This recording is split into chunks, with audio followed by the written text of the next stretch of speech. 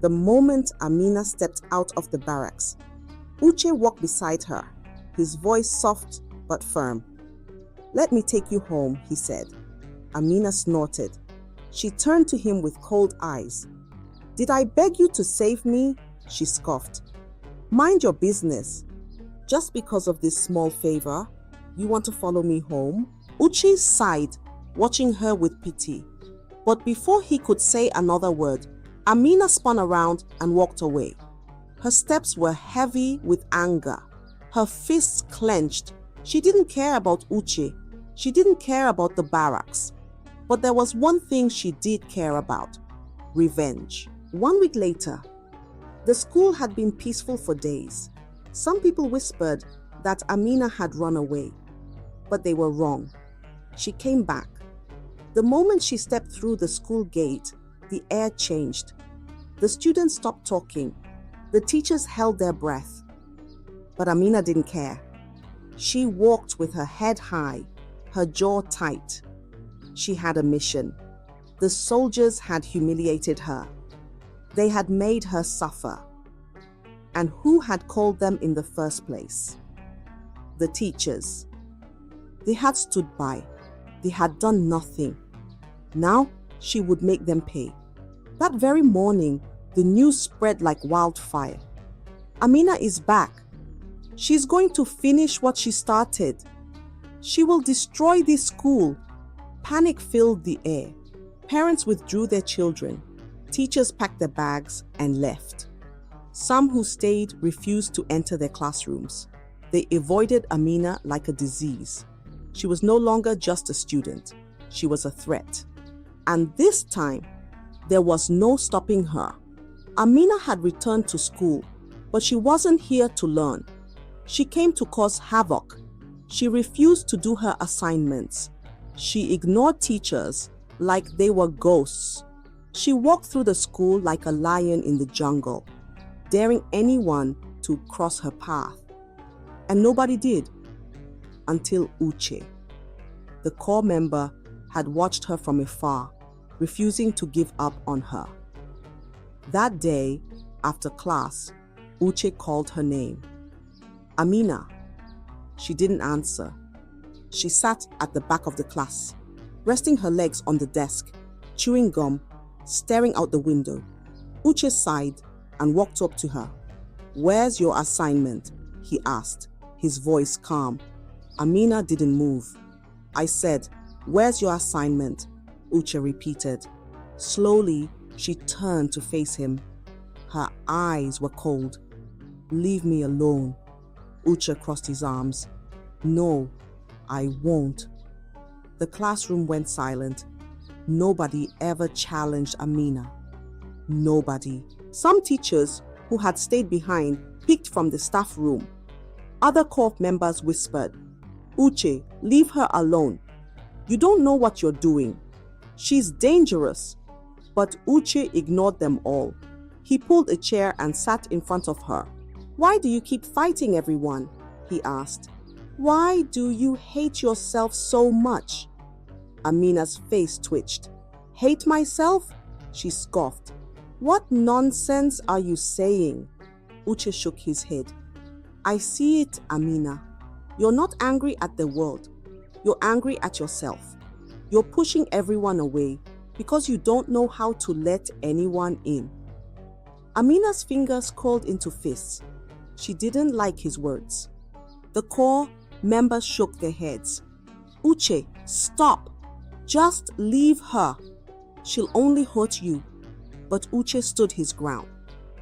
"You know what?" he said finally. "Maybe I was wrong to help you. Maybe I shouldn't have begged those soldiers to let you go. Maybe you deserve to suffer because you refused to change." That was it. Amina lost it. She shot up from her seat so fast, her chair crashed to the ground.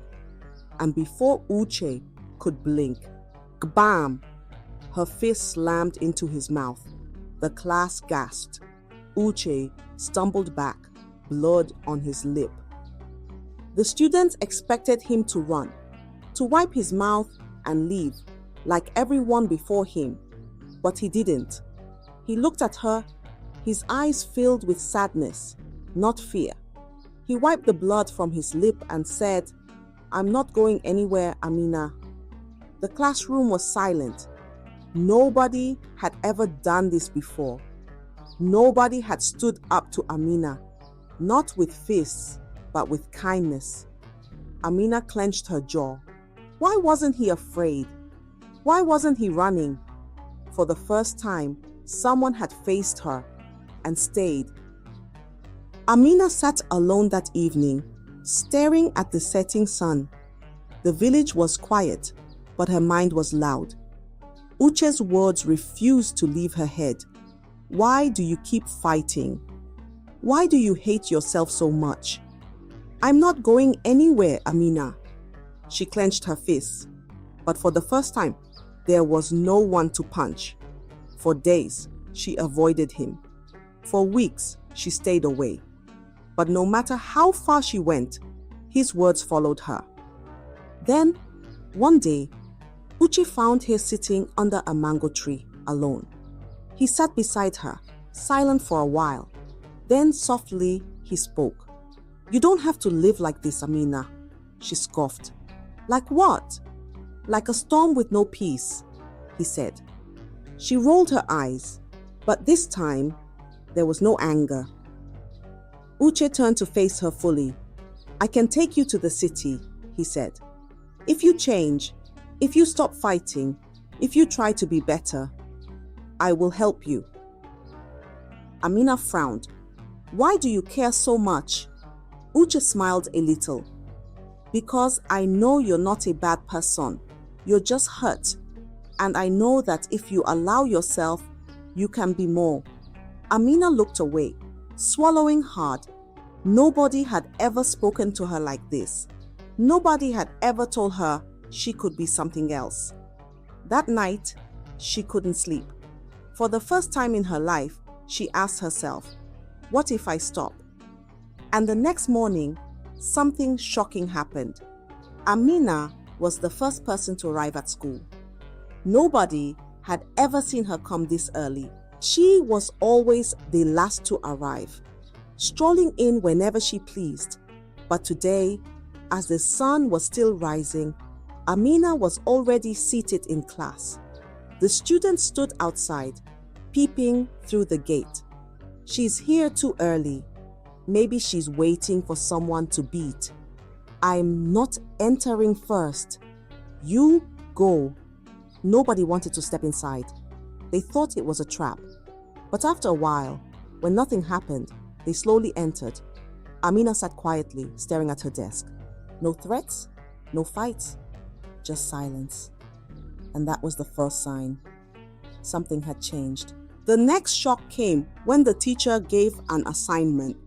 Amina, who had never done an assignment in her life, picked up a pen and started writing. "Did you see that?" one student whispered. "She's actually doing work." At first, people thought she was joking.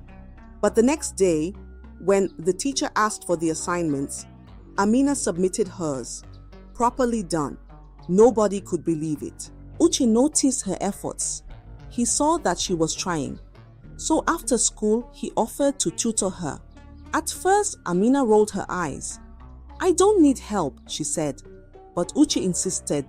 "Just try," he said. And for the first time in her life, Amina studied.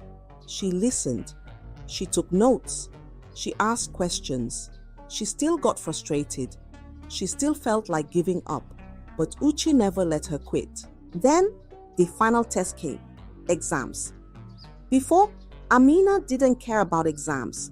She either cheated, slept through them, or failed. But this time, she studied hard. She did her best.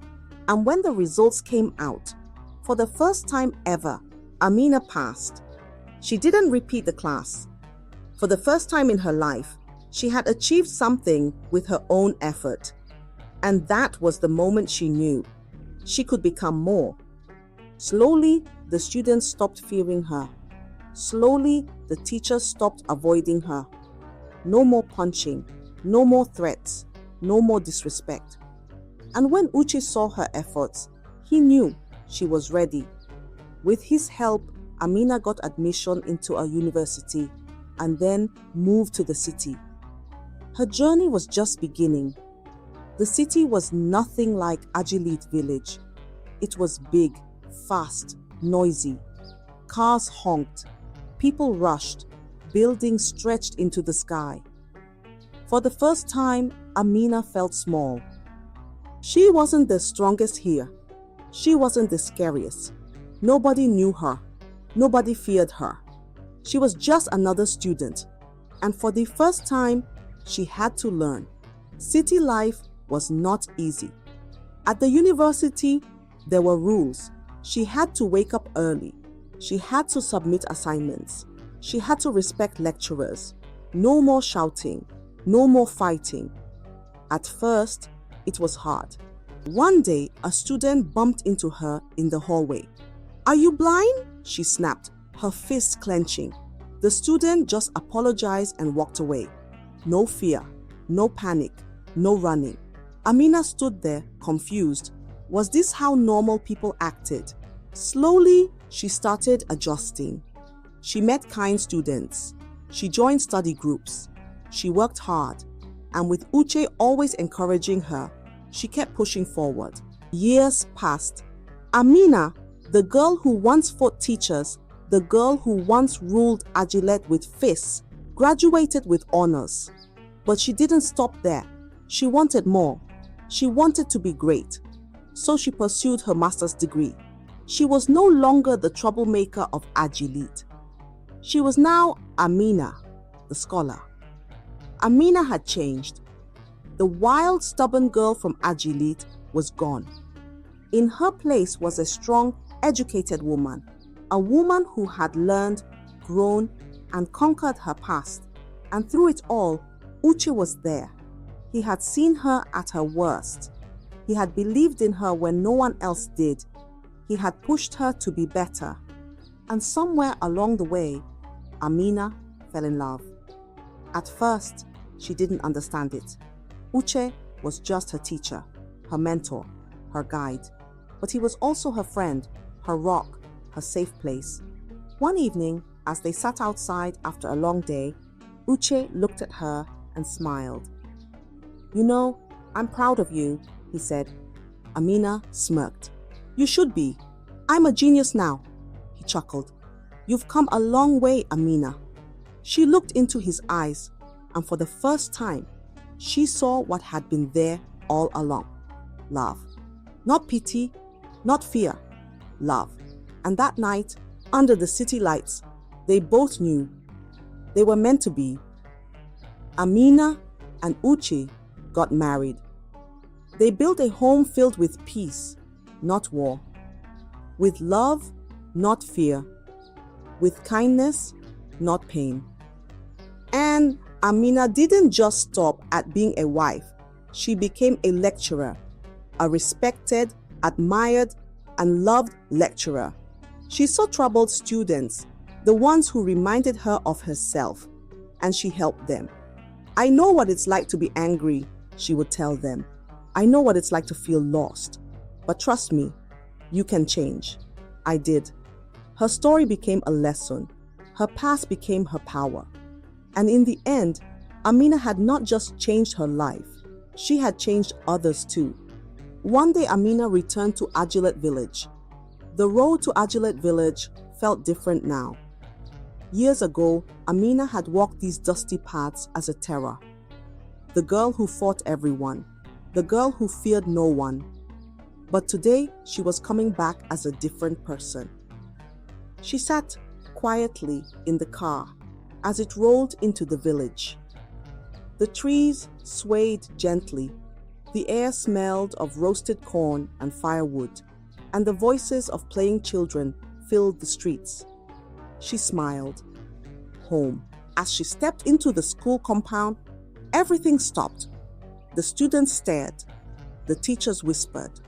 Some of the villagers who had once feared her peeked from a distance. Is that really Amina? The same girl who beat teachers? She looked so different. She walked forward, dressed in elegant clothes, her posture straight, her presence commanding, not from fear, but from respect. She reached the front of the assembly and stood before them all. Then she bowed her head. "I am sorry," she said, her voice steady but full of emotion. "For everything." Nobody spoke. Then a teacher wiped her eyes. A student clutched his chest. Even some of the elders standing nearby nodded in approval. The girl who had once filled Ajolet with fear was now filling it with hope. She had changed. She had conquered her past. And at last, Amina had found peace. I hope you enjoyed the story. If so, please like the video, comment what you learned from the tale, and don't forget to subscribe to the channel for more enchanting tales just like this one. Thank you.